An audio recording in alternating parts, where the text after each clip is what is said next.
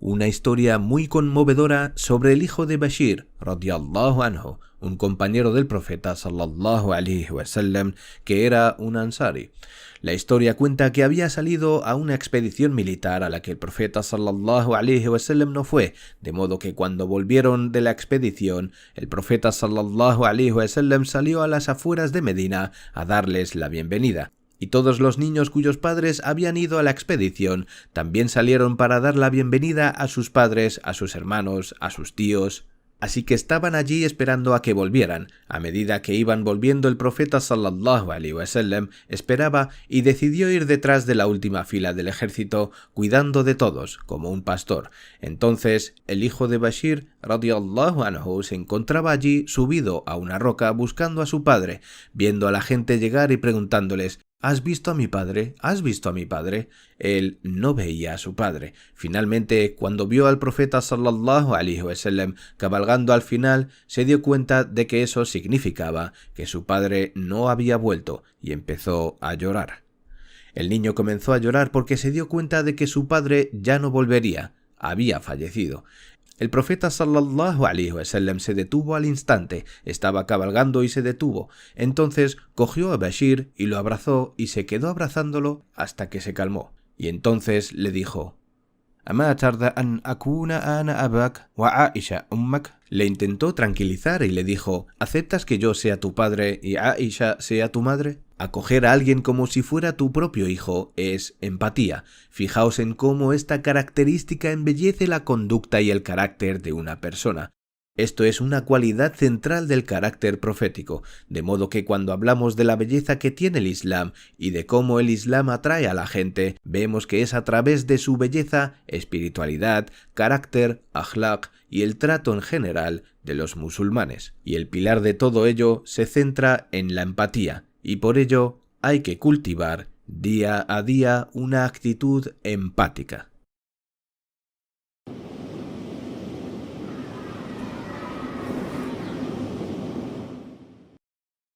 Hablemos de Ikrima, el hijo de Abu Jahl. Abu Jahl era un hombre que había declarado la guerra al profeta sallallahu alaihi wasallam, a los musulmanes y al Islam. Había matado a musulmanes simplemente por ser creyentes e incluso estuvo detrás de varios complots para asesinar al profeta sallallahu alaihi wasallam. Llegó a dirigir un ejército en el campo de batalla con el objetivo de asesinar al profeta sallallahu alaihi wasallam y a todos los musulmanes que pudieran. Este hombre tenía muy clara su posición y su rechazo al Islam y al profeta sallallahu alaihi wasallam. Y finalmente murió con esa convicción. Este hijo, que había luchado al lado de su padre, continuó con el empeño de su padre tras su muerte. Años después, tras la conquista de la ciudad de la Meca, Ikrima había huido, pero regresó a la Meca para encontrarse con el profeta sallallahu alaihi wasallam tras enterarse de que no tenía intención de dañarle. El profeta sallallahu alaihi wasallam recibió la noticia de que Ikrima había llegado a la ciudad y que se dirigía a encontrarse con él. El profeta sallallahu alaihi wasallam dijo a sus compañeros: «Ikrima viene y tengo la esperanza de que abrace y acepte el Islam. En su presencia no quiero que nadie haga referencias a su padre como Abu Jahl, ya que podría herir sus sentimientos. Incluso si se convirtiera al Islam y reconociera que su padre estaba equivocado en sus creencias, en sus ideas y en lo que llegó a hacer, aún así es su padre, y podría herir sus sentimientos escuchar a la gente, a sus nuevos hermanos y hermanas de fe, referirse a su padre como el padre de la ignorancia. Así que no os refiráis a él como Abu Jahl en presencia de su hijo Ikrima. Así es la bondad del profeta sallallahu alaihi wasallam y su empatía». Otro de los mayores conspiradores del profeta sallallahu alaihi wasallam, un líder de los munafiqún, era Abdullah bin Ubay bin Salul y era de los hipócritas en Medina. Cuando su hijo se encontró con el profeta sallallahu alaihi wasallam, le dijo: «Mi padre ha muerto y sé que estaba en tu contra y que dijo cosas terribles sobre ti, pero era mi padre y me preocupo por él». El profeta sallallahu alaihi wasallam en ese mismo instante se quitó la camisa, se quitó su propia camisa y se la entregó diciendo: «Envuélvele con ella, úsala como sudario y entiérralo con ella». ¿Qué haríamos hoy en día para tener la camisa del profeta sallallahu alaihi wasallam? ¿Podrías imaginar que te enterrasen con las ropas del profeta sallallahu alaihi wasallam? ¡Qué honor sería, qué bendición! Aunque Allah subhanahu wa ta'ala dice claramente que esto no perdonaría sus pecados y todo el mal que había hecho, pero el profeta sallallahu alaihi wasallam en ese momento pensaba en el hijo, poniéndose en su lugar, imaginando que se sentía al perder a un padre. Eso es empatía.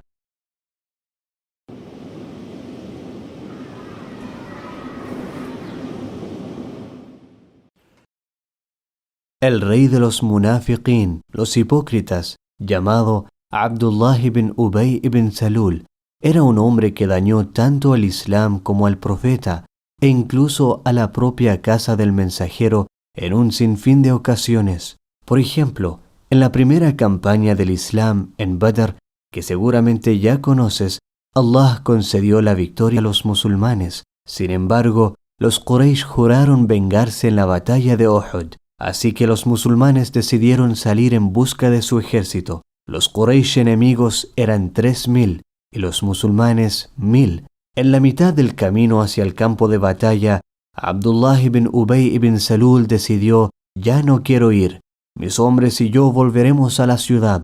Probablemente si has visto cine bélico, entenderás que si algún porcentaje del ejército abandona, la moral del resto cae inevitablemente. Se empieza a tener dudas. ¿Qué hago?, pensarán algunos. Entonces, Ibn Salul mermó la moral de los musulmanes y lo hizo deliberada y maliciosamente. Debió haber estado ahí junto al profeta sallallahu alaihi wasallam. Después, cuando los musulmanes sufrieron la derrota y 70 o más musulmanes cayeron mártires en aquella batalla, este hombre tuvo el descaro de decir: si hubierais seguido mi consejo, nada de esto habría sucedido. Veáis cómo con su actitud intentaba dañar militar, estratégica y moralmente.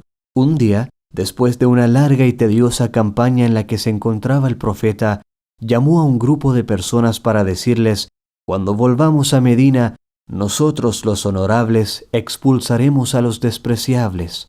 Quería expulsar al profeta y a su pueblo de la ciudad de Medina y a todos los nuevos musulmanes.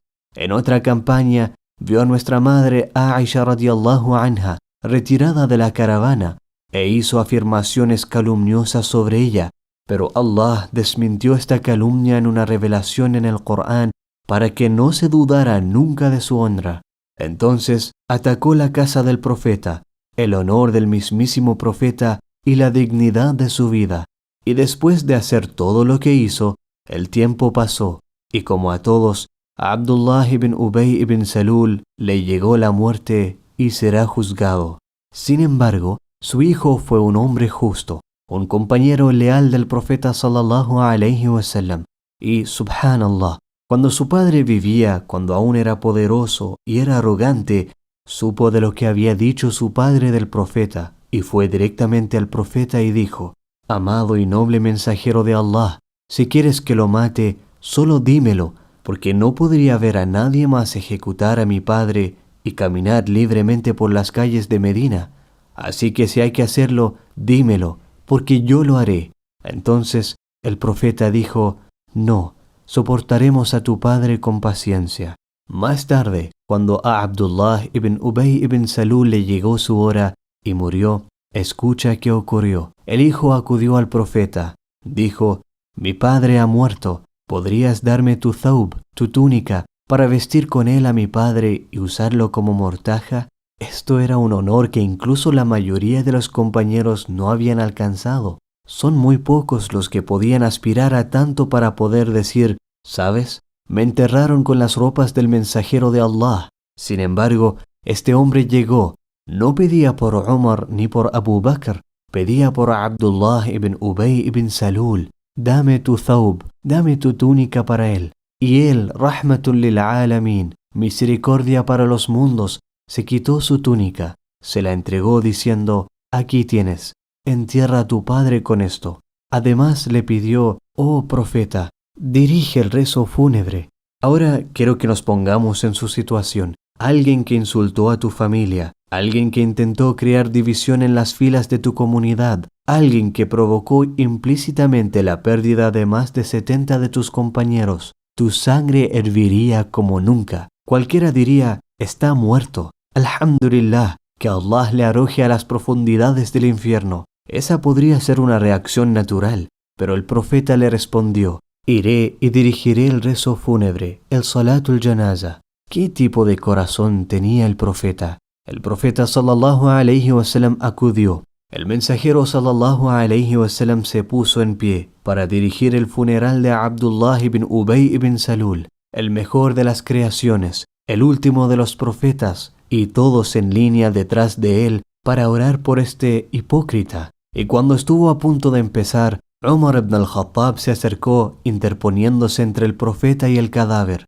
y le dijo, noble mensajero, este es Abdullah ibn Ubay ibn Salul. Entonces el profeta respondió, lo sé, hazte a un lado, Umar. Umar insistió, noble mensajero, él es quien dijo, لئن رجعنا إلى المدينة ليخرجن الأعز منها الأذل. Este es el que dijo, cuando regresemos a Medina, nosotros los honorables expulsaremos a los despreciables. El profeta le volvió a responder, lo sé, apártate, Umar. Umar continuó diciendo, él es quien nos abandonó en Uhud. Lo sé, Umar, hazte a un lado. Umar volvió a insistir. Entonces el profeta le dijo, Allah me ha dado la opción de pedir o no pedir perdón por él. Si vas a recordar el versículo que dice, si pides por ellos perdón 70 veces, no les perdonaré. El profeta afirmó, si tuviera que suplicarle por ellos perdón 71 veces para que Allah le perdone, pediré 71 veces. Ya Rab, perdónale. ¿Ves cómo era rahmatul lil alamin, misericordia para los mundos? Entonces el profeta sallallahu alayhi wa sallam se puso de pie, dirigió el rezo fúnebre por este hipócrita. Cuando terminó, llegó el ángel Gabriel con los versos, cuando alguno de ellos muera, no ores ni te detengas junto a su tumba para rogar por él, porque no creyeron en Allah ni en su mensajero, y murieron en la desobediencia a Allah. Desde entonces, esto quedó prohibido después de que lo hiciera el profeta sallallahu alayhi wa sallam. Mostró esta monumental expresión de misericordia a aquellos que bajo ningún criterio la merecían. Si fuera un tribunal militar y este hombre estuviera en juicio, habría sido ejecutado en Uhud.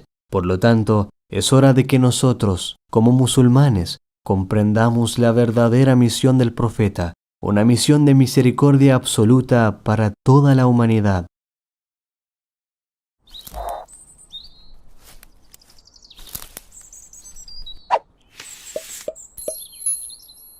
Es la disposición de Allah que enviara profetas y mensajeros con las cualidades más perfectas, tanto cualidades internas como externas. Así lo ha dispuesto Allah subhanahu wa ta'ala para que no tuviera ninguna excusa la humanidad para rechazar a sus mensajeros. También porque eran los ejemplos perfectos, así que los profetas, como regla general, son todos hermosos por naturaleza. Todos ellos tenían bellas características. Amr ibn al-As decía, no había nada más dulce para mí ni más amado que mirar fijamente el rostro del profeta sallallahu alayhi wa sallam. Hagamos una pausa aquí. No es así como suele hablar hoy en día un hombre, ¿verdad? No había nada más querido para mí que mirar el rostro de otra persona, no es como habla un hombre ahora, ¿verdad? Pero la belleza del profeta sallallahu alayhi wa sallam era tan abrumadora, hasta su camella era bella. Amr ibn al-As decía, nunca obtuve más paz, más serenidad, más ahla. No había nada más dulce que mirar el rostro del profeta sallallahu alayhi wa sallam.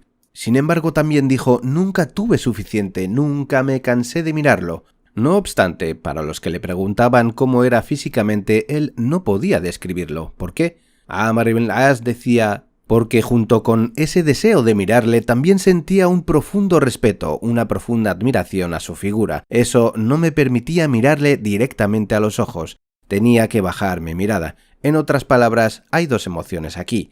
No me gusta ser metafísico, pero había dos tipos de definiciones que emanaban del profeta sallallahu alayhi wa sallam. El primero atraía la mirada y la atención, así lo describe Amr. Y el segundo es ese respeto abrumador que, por ejemplo, en Amr hacía que no pudiera mirarle directamente. Este era el mensajero de Dios, la paz esté con él. Asimismo, Anas ibn Malik nos ofreció una descripción física del profeta sallallahu alaihi wasallam más detallada. Encontramos su testimonio en la obra de Shama'il at-Tirmidhi. Anas ibn Malik dijo: el profeta sallallahu alaihi wasallam no era ni muy alto como para destacar por encima de la multitud, ni era bajo como para no ser visto. Tenía una estatura media. Añade que el profeta sallallahu alaihi wasallam no era ni extremadamente blanco ni tampoco muy moreno. En términos generales, cuando los árabes usaban el término blanco, se referían a alguien con la piel marrón clara. Lo que ellos llaman blanco era un color marrón claro. No es el blanco cáucaso que todos tenemos en mente. Ese blanco es llamado asfar, que no es realmente blanco, sino más bien amarillento para ellos. Así eran sus parámetros. Así que el profeta sallallahu alaihi wasallam era de un color moreno muy claro. Anas ibn Malik lo describía como ni moreno oscuro ni era del color marrón oxidado. Su piel era de un color intermedio. El cabello del profeta sallallahu alaihi wasallam no era rizado ni liso. Era un cabello firme, como el de la mayoría de los hombres. Anas ibn Malik dijo además que nunca sintió un terciopelo o una seda más suave que la mano del profeta sallallahu alaihi wasallam. Sus manos eran muy suaves, más suaves que el terciopelo y la seda. Añade: no he olido un almizcle o un perfume más fragante que el sudor del profeta sallallahu alaihi wasallam. En otras palabras, ese era el olor natural que emanaba de él. Así era el olor natural que emitía la paz sea con él. Anas ibn Malik lo dijo, nunca olí una fragancia más dulce que ese olor. Continuemos con la declaración de Ali ibn Abi Talib. Menciona que aquel que le veía inesperadamente se quedaba asombrado. En otras palabras, aquel que no esperaba verle, al verlo simplemente se detenía a verle. Tanta admiración inspiraba su presencia que asombraba a cualquiera, y aquel que le acompañaba y llegaba a conocer, finalmente acababa amándole. Una vez que le conocían, lo amaban irremediablemente. Aquellos que le describen siempre lo han dicho. Ali ibn Abi Talib contó esto mismo y es exactamente igual a lo que dicen los demás de él. ¿Y qué dijo él concretamente? Nunca he visto a nadie antes o después de él que fuera como él. Lo que dice Ali coincide exactamente con lo que otros dicen. Así era él. Bara dijo esto mismo de él. Rubai también lo dijo, y así sucesivamente. Todos los compañeros del profeta coinciden en lo mismo. Nunca he visto a nadie antes o después de él como él. Y esto realmente nos muestra que Allah le había dado al profeta sallallahu alaihi wasallam no solo estos rasgos físicos, sino también unas cualidades espirituales que infundían confianza, respeto y admiración. Uno de los mejores ejemplos de esto es el hecho de que muchas personas entraron en el Islam con solo ver su rostro. El hombre más famoso que se convirtió de este modo fue el rabino principal de los judíos de Medina. Su nombre era Abdullah ibn Salam. Abdullah ibn Salam era el rabino principal de los judíos y era el más respetado de su comunidad. Ibn Salam supo de la llegada a Yathrib de quien decía ser un profeta, y este fue el primer día que el profeta sallallahu alaihi wasallam llegó a Medina. El primer día dijo a su gente: dejadme ir a verle, dejadme ir y ver. Él quería ir a ver cuál era su mensaje. Anota ahora su testimonio. El hadith está en Bukhari. Dijo: tan pronto como le vi, supe que su rostro no era el rostro de un mentiroso.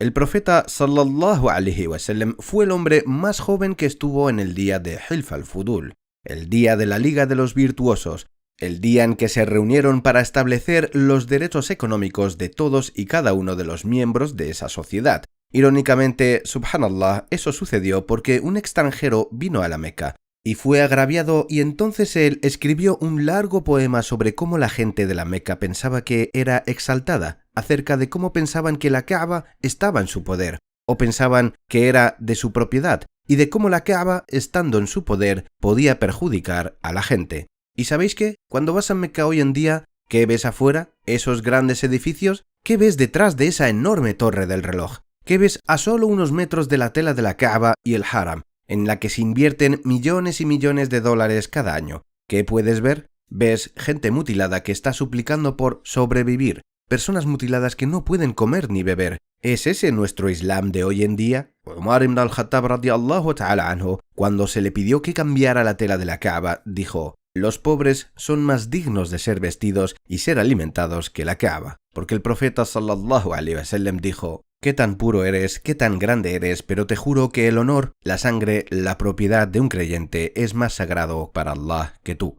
Ese es nuestro Islam. Nuestro Islam hace que no descuidemos las cosas que nos rodean. La Kaaba, en la época del profeta sallallahu alaihi wasallam, no se veía tan asombrosa y hermosa como ahora. La mezquita del profeta sallallahu alaihi wasallam no era tan hermosa como ahora, con sus ventiladores, rociadores, los techos plegables. La mezquita del profeta ni siquiera tenía techo, ni siquiera tenía alfombra, rezaban sobre la arena. Eso no era lo que hacía especial el masjid, eso no era lo que hacía especial al mensajero de Allah sallallahu alaihi wasallam. Veréis, antes de la revelación, él fue un activista en la sociedad, y desde muy joven. ¿No te dice esto ya algo sobre él? Iba mucho más allá que los jóvenes de su edad. Alrededor de los 20 años de edad, el profeta sallallahu alaihi wasallam apoyaba a los ancianos de su tribu poniendo su mano sobre la Kaaba y velando porque se respetaran los derechos de las personas. Y el profeta sallallahu alaihi wasallam dijo: si me volvieran a llamar a eso después del Islam, me uniría a ello, es decir, seguiría apoyando esa causa, incluso con gente de politeísmo. Me uniría a ellos para garantizar los derechos de las personas. El profeta sallallahu alaihi wasallam no era solo un pacifista. Rasulullah hablaba y actuaba. O sea, que el profeta sallallahu alaihi wasallam fue un activista. Él era Sadiqul Amin, era un hombre digno de confianza. Se preocupaba por el bienestar de la gente en esta vida. Y por eso, cuando él sallallahu alaihi wasallam se puso en pie para llamar a la gente a la bondad y al ájera, confiaron en él. Los que confiaban en él creyeron en él, porque sabían que el mensajero sallallahu alaihi wasallam era un hombre que intentaba encaminar correctamente los asuntos de este mundo, y después de la revelación intentaba encaminar correctamente los asuntos mundanales y los de la otra vida. Este era el Islam del mensajero sallallahu alaihi wasallam.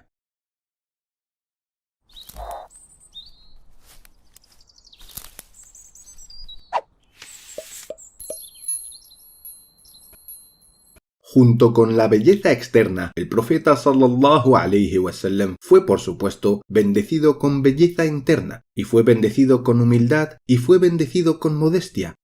Y de su modestia y de su modo de vida simple nos llega la historia del profeta sallallahu alaihi wasallam con Abu Bakr y Umar, narrada por At-Tirmidhi, en la cual un día Umar ibn al-Khattab no tenía nada que comer, y yendo Umar ibn al-Khattab por las calles caminando, vio al profeta sallallahu alaihi wasallam sentado, siendo la hora del mediodía, cuando en verano nadie camina por las calles a mediodía, puesto que hace mucho calor. Así que le dijo al profeta sallallahu alaihi wasallam: Ya Rasulallah, ¿por qué estás fuera?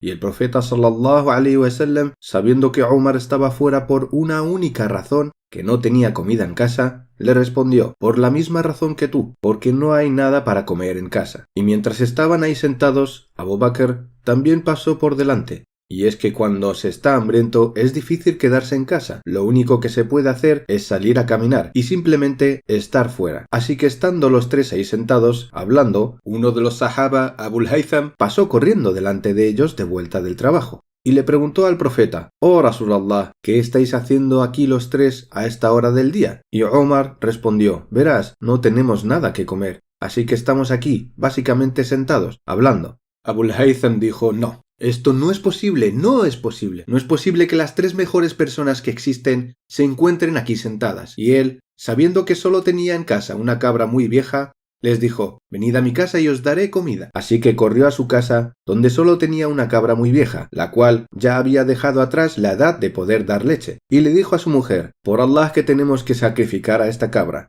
y así tú preparas la comida mientras yo amaso y hago algo de pan, y así les daremos carne y pan». El profeta sallallahu alaihi wasallam, Abu Bakr y Umar fueron a su casa y comieron carne y pan, la cual era una comida de lujo por aquel entonces como en la actualidad. ¿Y cuál fue la respuesta del profeta sallallahu alaihi wasallam cuando terminó? Después de no haber tenido nada en casa, les recordó a Abu Bakr y a Umar que habían abandonado sus casas hambrientos y que Allah les proporcionó alimento. Y dijo: oh Abu Bakr y Umar, ثُمَّ لَتَسْأَلُونَ يَوْمَئِذٍ عَنِ النَّعِيمِ. Luego, ese día del juicio, se les preguntará por cada bendición que recibieron durante la vida mundanal. Allah te preguntará ese día: ¿qué hicimos con las bendiciones recibidas? ¿Me habéis agradecido suficiente por ello? Por Allah que nosotros, aun con 3 comidas diarias, ni siquiera pensamos en las bendiciones de Allah, ¿verdad? Mientras que el profeta sallallahu alaihi wasallam era muy consciente de que Allah nos va a preguntar por este na'im, bendición. ثُمَّ لَتَسْأَلُ. Vas a ser preguntado por esta bendición que Allah subhanahu wa ta'ala te ha otorgado. Y en cuanto a su humildad, Anas ibn Malik dijo: yo serví al profeta sallallahu alaihi wasallam durante 10 años. Le serví y no iba simplemente de visita, sino que viví con él durante 10 años y ni una sola vez me reprendió, ni escuché la palabra uf salir de su boca. Como bien es sabido, uf es la expresión mínima que utilizamos para mostrar irritación. No es ni siquiera una palabra de enfado, es una palabra para expresar irritación. Es como cuando nos sentimos impacientes. Eso es el equivalente a uf. Y el profeta sallallahu alaihi wasallam nunca dijo la palabra uf. Y Anas dijo: él jamás me dijo: ¿por qué has hecho esto? Y nunca me dijo: ¿por qué no has hecho esto otro? Y subhanallah, como se suele decir, conocerás a una persona por cómo trata a su familia, por su trato a su círculo más cercano. Así es como sabrás cómo conocer a alguien. El lado que mostramos a nuestras familias, a nuestras parejas, a nuestros hijos, ese es nuestro verdadero yo. Es fácil ser otra persona en la mezquita, es fácil ser otra persona en el trabajo, pero ¿quién eres delante de tu mujer, delante de tu hijo? Ese es tu verdadero yo. Y Anas ibn Malik dijo que durante 10 años nunca escuchó la palabra uf salir de su boca. Esa es la perfección de sus modales. Incluso todas las bromas que el profeta sallallahu alaihi wasallam hacía eran puras, eran decentes y honestas. Incluso sus bromas eran veraces. Aun cuando hacía reír a la gente lo hacía sin necesidad de mentir, y hay muchos ejemplos de esto. De entre estos ejemplos está el de una mujer mayor que se acercó al profeta sallallahu alaihi wasallam. La anciana se acercó al profeta diciendo: oh mensajero de Allah, haz dua para que Allah me haga entrar en el paraíso. Y esta mujer, que era mayor y sabia, tenía aproximadamente unos 70 años, por lo que era realmente mayor. El profeta sallallahu alaihi wasallam la miró y dijo: oh tía mía, ¿acaso no has sido informada de que las mujeres mayores no pueden entrar al paraíso? Y la mujer comenzó a llorar mientras se lamentaba diciendo: ¿qué voy a hacer ahora? Entonces el profeta le dijo: no llores, por Allah, que las mujeres mayores no entran al paraíso, porque Allah subhanahu wa ta'ala las transformará primero en mujeres jóvenes, y después ya entrarán al paraíso. Así bromeó con ella. Así fue como le dio la buena nueva, la de que no entrará al paraíso como una mujer mayor y cansada, sino que entrará habiendo vuelto a sus años de juventud.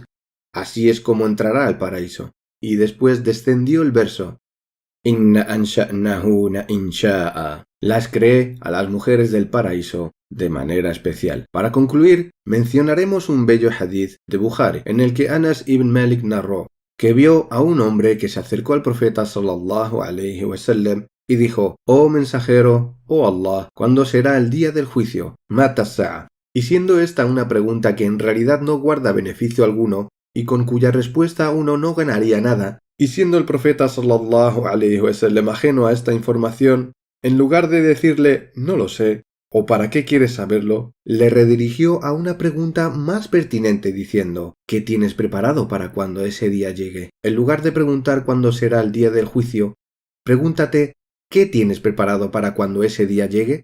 Y así, el hombre permaneció en silencio durante un tiempo, puesto que la pregunta sacudió su perspectiva por completo. Esto nos enseña que, si una persona se acerca a nosotros con una pregunta tonta, no hay que reírse de él, sino guiarle hacia una pregunta más pertinente y útil. Y tras permanecer un tiempo en silencio debido al shock causado por esa pregunta, finalmente el hombre habló y dijo: en realidad no tengo suficiente salah, ni suficiente siyam, ni suficiente sadaqa. ولكني أحب الله ورسوله pero tengo amor sincero por Allah y por su profeta. Por lo que el profeta sallallahu alaihi wasallam dijo: cada uno estará con aquel al que ama.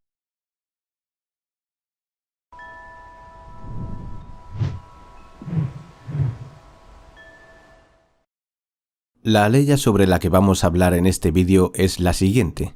Allah le dijo a su mensajero sallallahu alaihi wasallam que él mismo debe creer que lo que dice es la verdad absoluta y todo aquel en torno a él debe aceptar que lo que él dice es de hecho la verdad de Allah, y así lo transmitió con su exquisito carácter, a través de su comportamiento, a través de su excelente trato durante toda su vida. Esto sucedió obviamente en la primera etapa de la revelación, a la edad aproximada de 40 años. Ahí fue cuando el profeta sallallahu alaihi wasallam empezó a recibir las primeras revelaciones, ¿verdad? Y la gente de Mecca ya conocía anteriormente a Muhammad sallallahu alaihi wasallam, no como alguien proclamado como el mensajero de Allah, sino como alguien que vivía en Mecca.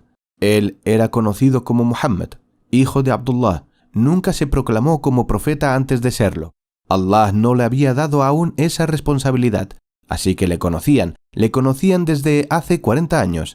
Era alguien que había vivido entre ellos durante mucho tiempo. Y Allah realiza la afirmación de que la llamada al Islam, la llamada a la palabra de Allah, tendría validez debido a la actitud que él había tenido durante 40 años, por la forma en que era con la gente. Y sabemos que no ha habido mayor adorador de Allah que el profeta sallallahu alaihi wasallam mismo. Esa era su relación con Allah, pero esta ley ya no va sobre la relación del profeta con Allah subhanahu wa ta'ala. Esta ley ya va sobre la relación del profeta sallallahu alaihi wasallam con la gente, no con Allah, sino con las personas.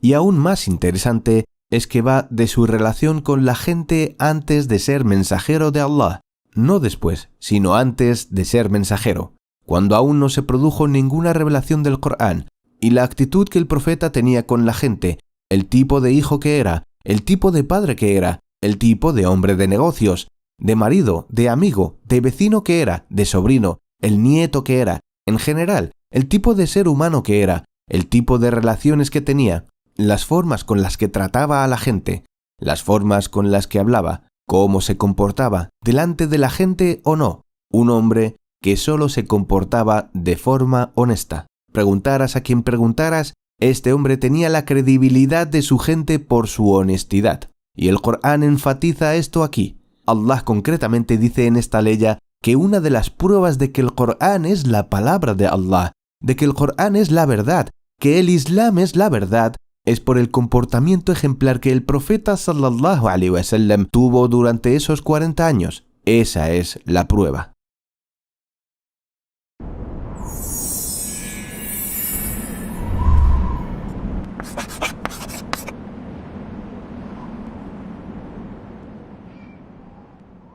¿Qué les fascinaría saber a los niños sobre el profeta sallallahu alaihi wasallam? Lo mejor es que comencemos por el nombre. Es un nombre muy largo que nos ayudará a conocer su ascendencia. ¿Te gustaría aprendértelo de memoria? Apunta. Muhammad ibn Abdullah, ibn Abdul Muttalib, ibn Hashim, ibn Abdul Manaf, ibn Qusay, ibn Kilab, ibn Murrah, ibn Ka'ab, ibn Lu'ay, ibn Ghalib, ibn Fahar. Imaginaos, hermanos y hermanas, si os encontrarais con Rasulullah sallallahu alaihi wasallam, inshallah en el Jannah, y pudierais decirle: Ya Rasulallah, te conozco por tu nombre, no solo por Muhammad sallallahu alaihi wasallam, conozco toda tu ascendencia. ¿Cómo reaccionaría? El profeta sallallahu alaihi wasallam nació en el año 570 después de Cristo. Fue designado profeta y mensajero a la edad de 40 años. Permaneció en la ciudad de Meca durante 13 años, o sea, desde que fue nombrado profeta a los 40 años hasta los 53. Y luego permaneció en Medina durante 10 años, desde los 53 años hasta los 63. Tengamos ahora la perspectiva de un niño, la cara. ¿Alguna vez te has encontrado con un niño que cuando ve la cara de alguien llora y cuando ve otra cara sonríe? Esto se debe a la familiaridad. Quizás la cara tenga algo que ver con eso. Quizás cuando la cara es agradable de mirar, el bebé sonríe. Para los niños, la cara de Rasulullah sallallahu alaihi wasallam era agradable de mirar. Se sentían bien al mirarla. Como lo sabemos, la prueba es el hadith narrado por Al-Barra bin Azib, al cual se le acercó otro compañero que nunca había visto a Rasulullah sallallahu alaihi wasallam, y él preguntó a ese compañero diciendo: أكان وجه رسول الله صلى الله عليه وسلم مثل السيف؟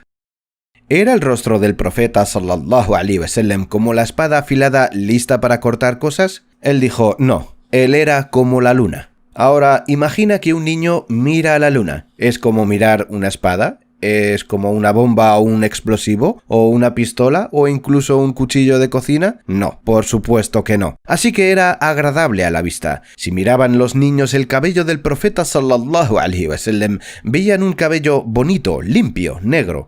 Incluso a los 60 años, sí, incluso a los 60 años. Para los niños no era muy mayor, no parecía un abuelo. Era alguien accesible, a quien podían acercarse, alguien con quien podían jugar, alguien con el que se podía bromear, alguien que inspiraba respeto, una figura paterna, por supuesto, todo un profeta. Ahora hablemos de los ojos.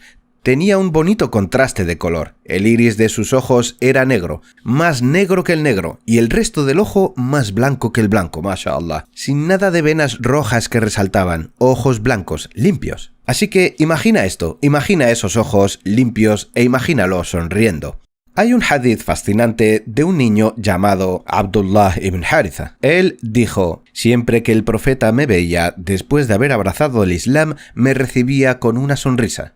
Ahora imagina esos ojos con esa mirada limpia, imagina su boca, una boca que cuando él hablaba atendías inmediatamente y no podías desatenderle. Si decía, oye, ven, no era posible ignorarlo. Incluso un sordo podría mantener su atención al hablar, sin mal aliento, sin dientes amarillos, sus dientes estaban limpios, llevaba el miswak en el bolsillo. No tenía dientes rotos, negros o en mal estado, sus encías estaban sanas. Esto es exactamente en lo que se fija un niño cuando alguien le habla, y juega un papel importante para el niño que podría no entender bien el significado detrás de cada palabra, pero comprenderá que se le dice por la forma en que se le habla. Y luego, cuando hablaba, lo hacía con mucha claridad, no tosía mientras hablaba.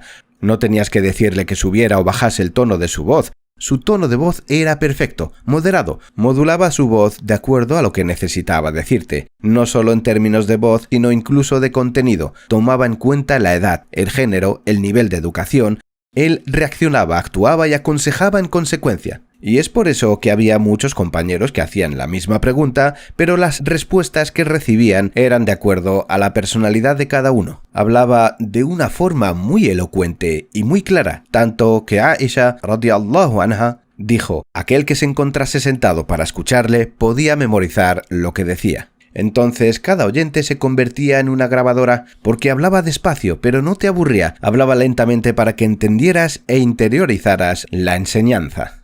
Incluso a veces, como dijo Anas ibn Malik, repetía lo que decía 3 veces. Es posible que también repitiera 3 veces lo que decía para que le entendiesen los niños. Como decimos, se aseguraba de que todo el mundo le entendiese.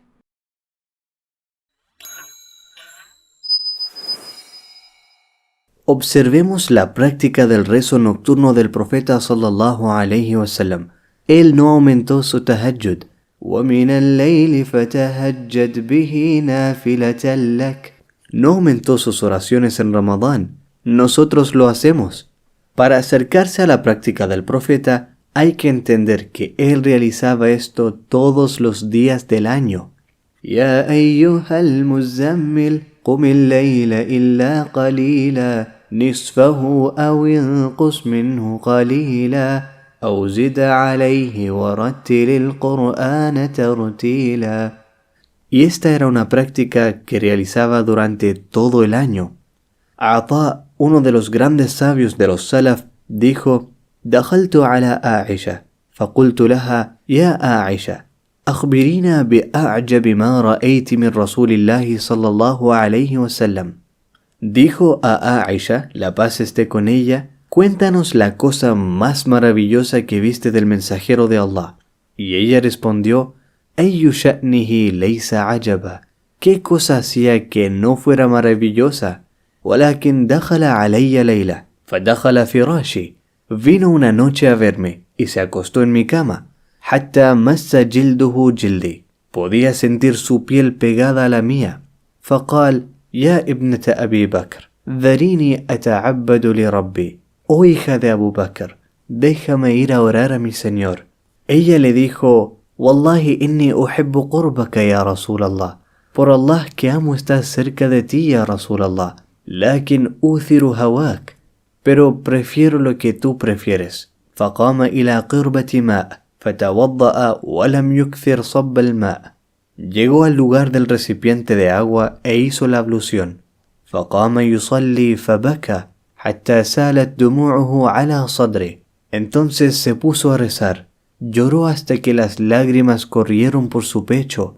ثم ركع فبكى ثم سجد فبكى ولا يزال كذلك حتى جاء بلال آذنه بالصلاة. Y continuó así hasta que llegó Bilal y le dijo: es la hora del rezo, o sea, el rezo del alba. Ya Rasulallah, ma yubkik, وقد غفر الله لك ما تقدم من ذنبك وما تأخر. ¿Por qué lloras si tus pecados o faltas son ya perdonados? Lloras tanto como si tuvieras una gran carga, un estado de quien siente culpabilidad, pero no es tu caso, pues todos tus pecados han sido perdonados, tanto los anteriores como los posteriores. Y el profeta sallallahu alayhi wa sallam dijo: ¿Awalam akuna abdan shakura? ¿Acaso no debo ser un siervo agradecido? Una narración de un hadith similar en Bukhari dice: حتى تورمت قدماه سألته فقال أفلا أكون عبدا شكورا. O sea, se puso a rezar hasta que sus pies tuvieron edemas por tanta duración. Y él dijo: ¿no debería ser un siervo agradecido? Esto es mostrar gratitud.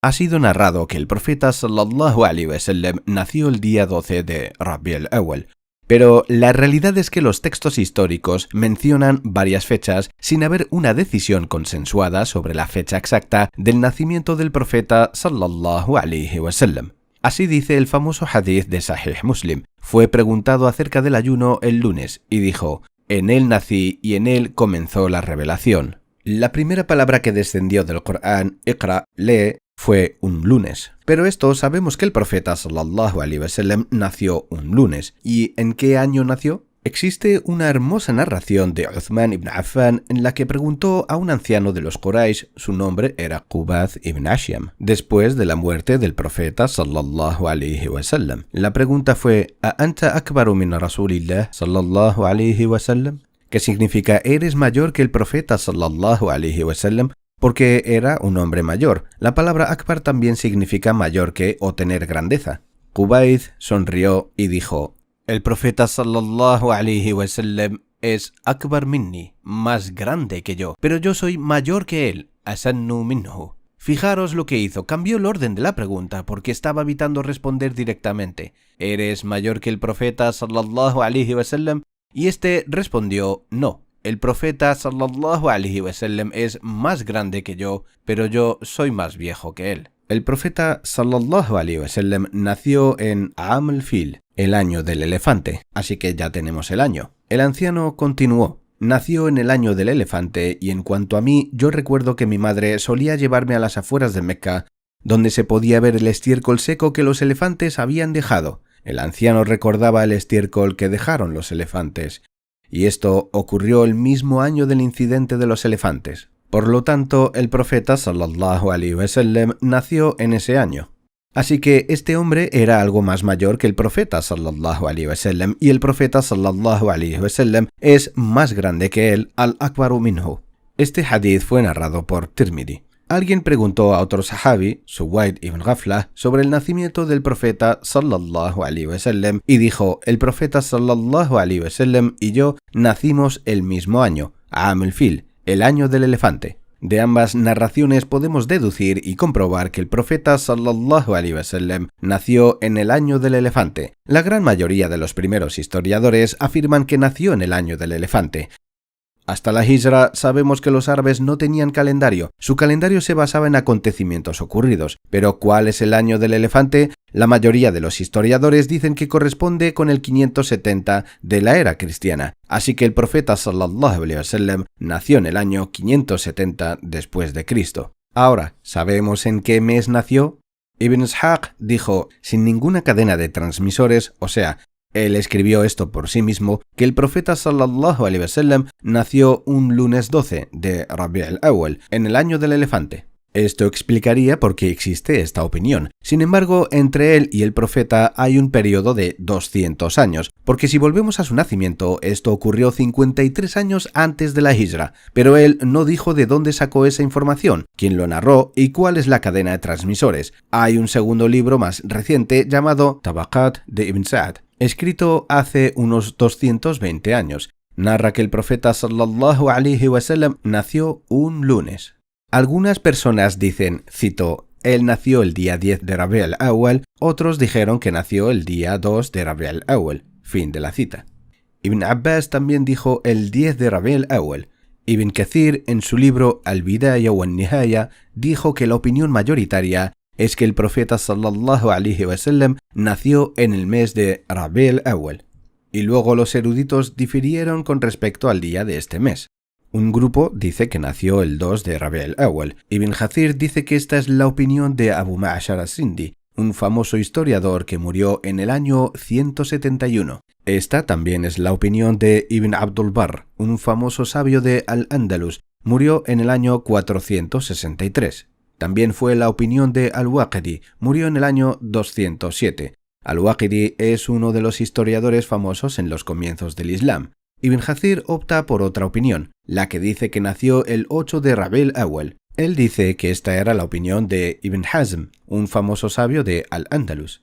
Esta era también la opinión del Imam Malik ibn Anas, todos sabéis quién es el Imam Malik, el sabio de Medina, así como Az-Zuhri, también muy famoso. Y esta también fue la opinión de Muhammad ibn Jubair ibn Mut'im. Ibn Kathir sigue una tercera opinión, la que dice que el profeta sallallahu alaihi wasallam nació el 10 de Rabi' al-Awwal. Él dijo que esta era la opinión de Ibn ash-Shakir y la opinión de Ja'far as-Sadiq, el que fue el descendiente del profeta sallallahu alaihi wasallam. Ibn Kathir habla también de una cuarta opinión, la de que el profeta sallallahu alaihi wasallam nació el 12 de Rabi' al-Awwal, siendo esta la opinión de Ibn Ishaq. Pero no hay isnad en este tema. Ibn Kathir afirma que esta es la opinión más popular en su época. Ibn Kathir murió en el año 770 y algo, mucho después. En el Islam medieval, el 12 de Rabi' al-Awwal era la opinión popular, y desde esa época hasta ahora sigue siendo la opinión popular. Pero en el Islam inicial no es esta la más conocida. La quinta opinión dice que nació en el día 17 de Rabi' al-Awwal.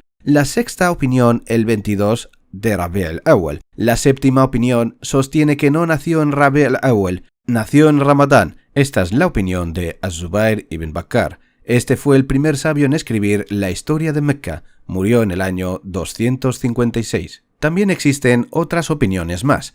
Resumiendo, existen alrededor de unas 10 opiniones en el primer libro que trata sobre cuál fue el día exacto del nacimiento del profeta sallallahu alaihi wasallam, pero ninguna de ellas tiene una evidencia sólida. Todas estas opiniones pertenecen a autores y narradores iniciales, aunque la opinión académica del 12 de Rabi' al-Awwal parece tener mucho más peso que la del día 2, 8 y 10. Porque estas tres vienen de los tabi'un, procede de los seguidores directos del profeta, sallallahu alaihi wasallam, mientras que la opinión del 12 es de Ibn Ishaq, que vivió 200 años después del nacimiento del profeta, sallallahu alaihi wasallam, pero su narración no tiene ninguna cadena. Esta es la razón por la que la opinión del 12 de Rabi' al-Awwal es la más comúnmente conocida. Tanto es así que muchos de vosotros les choca que vaya en contra de lo que dice la historia. Esto es muy fácil. El punto número 1 es que el 90% de los autores que escribieron sobre la Sira solo se basan en Ibn Ishaq. Ellos toman de Ibn Ishaq como referencia, lo resumen y lo traducen. Esto es lo que hacen ellos. Este es un buen libro, pero no es el único. La segunda razón por la que el 12 de Rabi' al-Awwal es conocida, y esto nos lleva a un tema controvertido, es porque esta fecha fue la primera vez en la que se celebró el nacimiento del profeta sallallahu alaihi wasallam como evento público. Esto es conocido como Mawlid an-Nabi o Miladun an-Nabi. Así es como lo llaman aquellos que lo celebran. Lo hacían el 12 de Rabi' al-Awwal y esto ahora se ha esparcido como la pólvora, el día, el evento y la costumbre celebrada. La primera celebración que data en la historia de Miladun Nabi fue en el año 517 en el siglo VI del Islam. Así que en un periodo de 500 años el concepto de celebración del nacimiento del profeta sallallahu alaihi wasallam era completamente desconocido para los musulmanes. Celebrar el nacimiento no es una costumbre procedente del Islam. No estoy diciendo que sea haram, simplemente estoy diciendo que no es algo que hicieron anteriormente. El concepto de celebración es algo nuevo. El primer grupo en celebrarlo fueron los fatimíes en Egipto. Eran una dinastía chií. Y por supuesto hay una razón de por qué los gobernantes tenían festivales. Tenían un tipo de economía específica. La gente iba, venía y compraba, lo que hizo que la popularidad de esta familia gobernante creciese. Los fatimíes celebraban alrededor de unos 30 o 40 festivales, así que cuando pasaban unas pocas semanas celebraban eventos, celebraban Ghadir Hum, celebraban el 10 de Muharram, todo esto eran festividades shias. Celebraban el nacimiento o la muerte de los imames, y de estas celebraciones se dice que también celebraban el nacimiento del profeta sallallahu alaihi wasallam. Como he dicho, esta fue la primera vez en la historia del Islam en la que se celebró el nacimiento del profeta sallallahu alaihi wasallam. Cuando esto pasó en el periodo de los fatimíes en Egipto, unos 150 años después, algunos gobernadores suníes pensaron que esto era una buena idea, e importaron la idea de esta particular festividad a Mosul,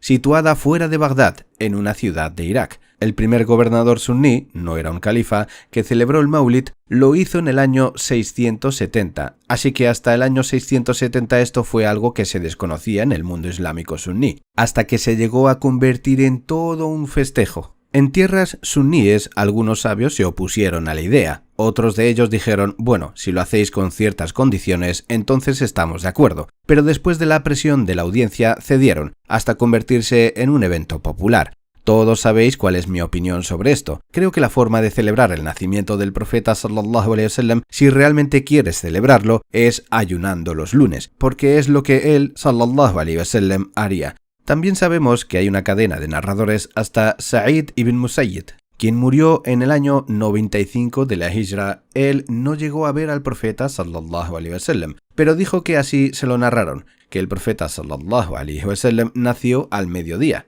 Sa'id ibn Musayyib murió en el año 95, su padre tenía la edad de los compañeros del profeta, siendo esta la única narración que tenemos sobre su nacimiento. La madre del profeta sallallahu alaihi wasallam dijo: cuando él nació, una luz emergió con él e iluminó todo entre el oriente y el occidente. Allah sabe más, pero aquí quiero subrayar que Siria es una tierra sagrada, y por ello Allah dice en el Corán: سبحان الذي أسرى بعبده ليلا من المسجد الحرام إلى المسجد الأقصى الذي باركنا حوله. O sea que hay baraka en el Masjid al-Aqsa. En Sham también hay baraka. El profeta sallallahu alaihi wasallam predijo que Sham permanecería como fortaleza en el Islam. Sham fue la primera provincia conquistada después de la península arábiga. Y nosotros también creemos como musulmanes que Isa ibn Maryam vendrá en su segunda venida a Sham.